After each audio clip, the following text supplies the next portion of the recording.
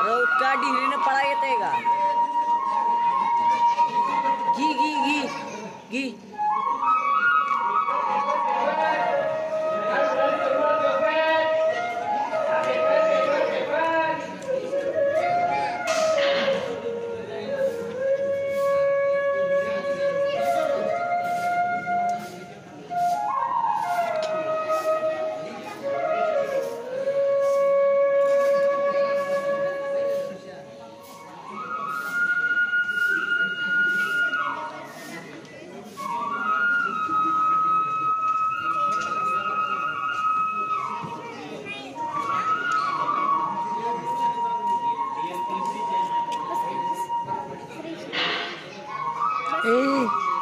खाली बस खाली बस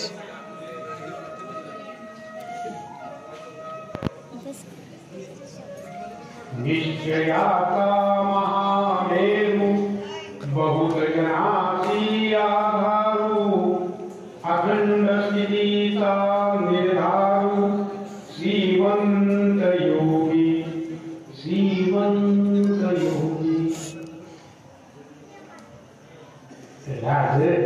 रोज तुमची पूजा करून दिवसाची सुरुवात करतो. तुमची पूजा केली की मनगटात बळ येते आणि दिवस कसा मस्त प्रसन्न जातो बघा. पण काय चाललंय आजकाल? पेपर उघडला की शेतकऱ्यांची आत्महत्या, मुलीवर बलात्कार, दहशतवादी हल्ला, पिकाला भाव नाही, असंच सगळीकडे चालू आहे. शिवाजी परत जन्माला आला पाहिजे असं सगळ्यांनी वाटतंय. पण तुम्ही जन्माला येऊन कधी आता काय उपयोग? आमचा जन्म या युगात झाला नसता तर लई बरं झालं असतं.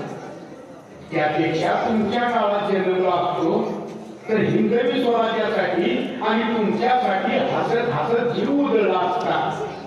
पण आता काय करावं? नशिबात आमचं फुटलं की आम्ही या काळात जन्माला आलो.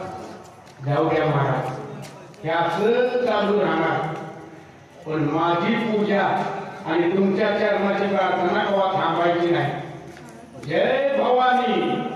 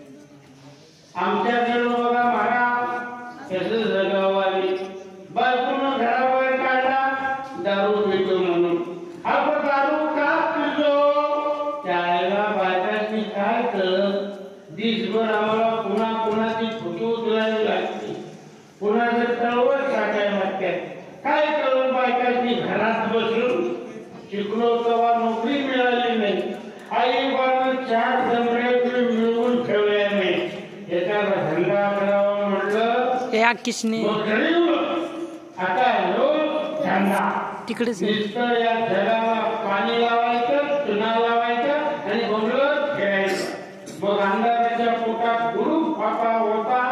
पोटातला अंधार विझवण्यासाठी दारूचं पाणी पोटात वचायचं.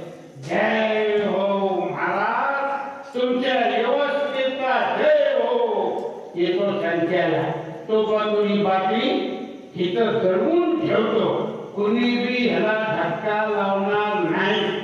कुणाला सांगू नका.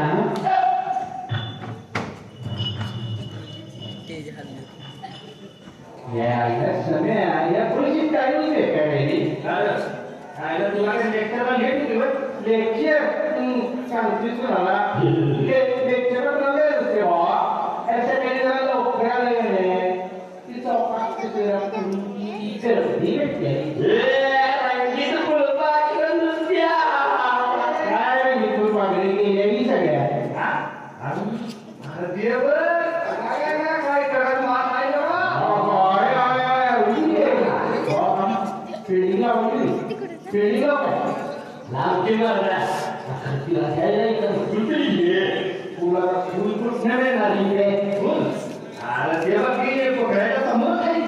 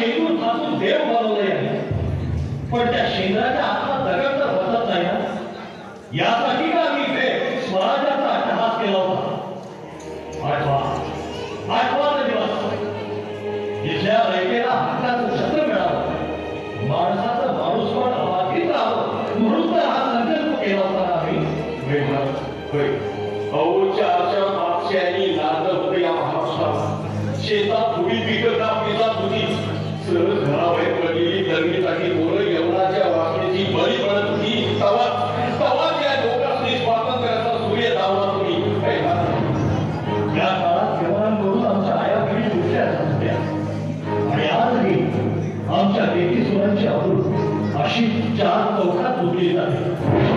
पण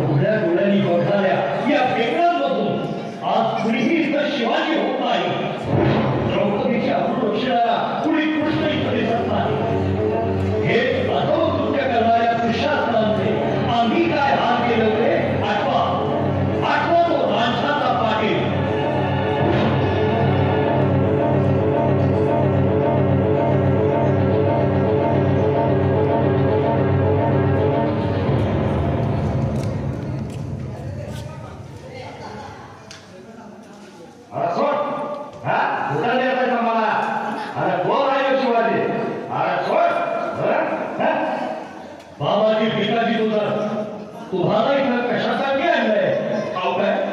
अरे तुला आणि उतरावर हात्याचा दाग टाकून गुलाम बनवावं. मोगलाई स्वार्थासाठी मोगलांचे तळवे टाकणारे तुम्ही स्वाभिमानाची भाषा बोलता कशा?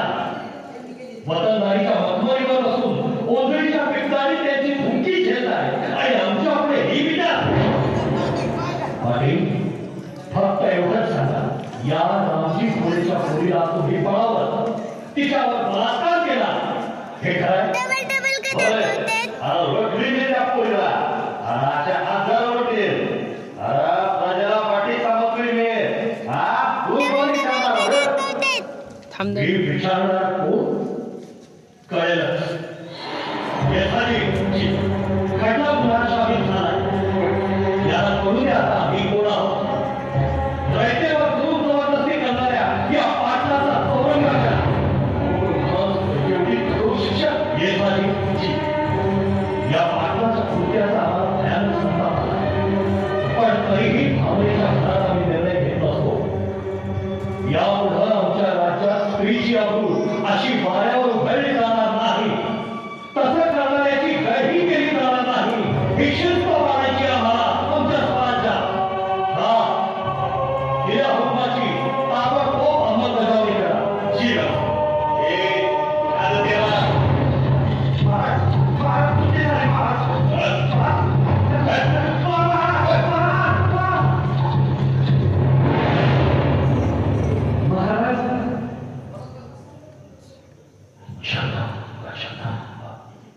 जी आमचा शिवशाहीचा शिरस्ता आज या लोकशाहीत का दिसत नाही?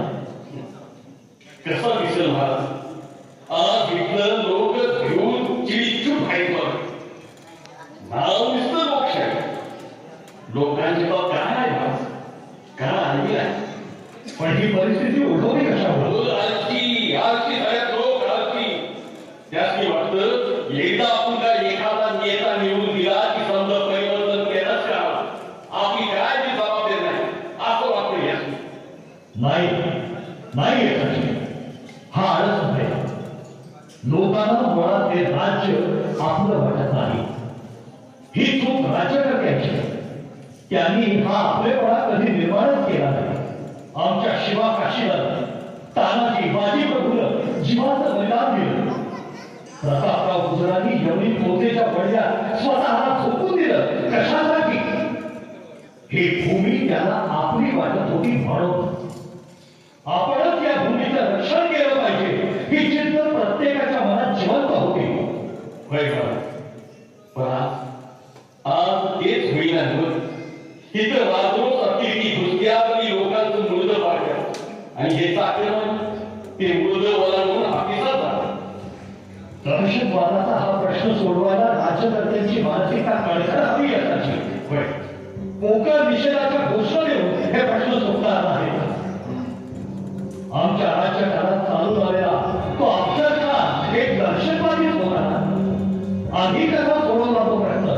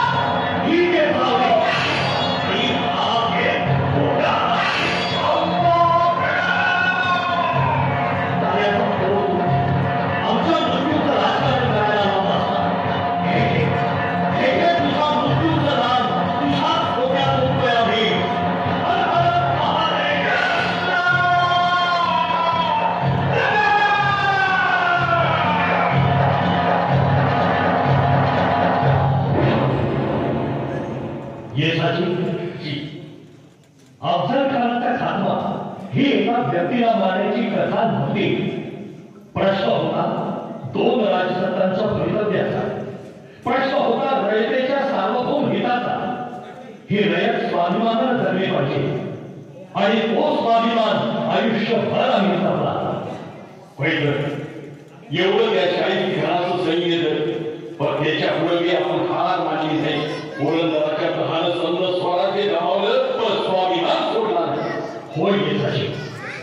आज पावलोपावली राज्यकर्त्यांसमोर लाल घोटणाऱ्या युवकांनी तरी जाणून झालं कैसे आम्ही त्या दिल्लीच्या तख्तासही नमवलं होतं. स्वाभिमान, अंधार, किती विश्वासानं बोललो होतो हे शब्द आम्ही. पण कुठे तो स्वाभिमान? भर चौकात लेकीबाळींची अब्रू उठली जात असताना हा अंगार कोणाच्याही डोळ्यात उतरत नाही. शेतकऱ्यांच्या आत्महत्या समोर होताना ही अस्मिता सळसळत नाही. राज्यकर्त्यांच्या मागे मेढ्यासारखं फिरताना याला लाज शरम वाटत नाही. ही अशी दुरावस्था महाराष्ट्राची, माझ्या महाराष्ट्राची. आणि ही दुरावस्था केली कुणी? या लोकांच्या नागरिकपणाने. ज्या मनगटात कर्तृत्वाच्या तरवारी चालवाव्या, तेच हात ढेकळाप्रमाणे आभाळानं बसून हे फुकाचा गजर करता आहेत. राजे पुन्हा जन्माला या, राजे पुन्हा जन्माला या. अरे कशासाठी जन्माला या? या सदांचं मृत्यू बनून तुम्हीच शपथ का घेत नाही तुमच्याचा एखादा शिवबा घडवण्याची? ह्या शपथ या देशाचा स्वाभिमान हवेल असं कोणतंही कृत्य आपण करणार नाही. ह्या शपथ आपल्या अन्नदात्याला, शेतकरी कष्टकरी वर्गाला कसलीही कोशिश देणार नाही. अरे ह्या शपथ मी तुमच्याशी बोलतोय. अजूनही मला दगडी तुकडा समजून तुम्ही दगडासारखं राहू नका. ह्या शपथ वर मारा. आम्ही शपथ घेतो, आम्ही शपथ घेतो.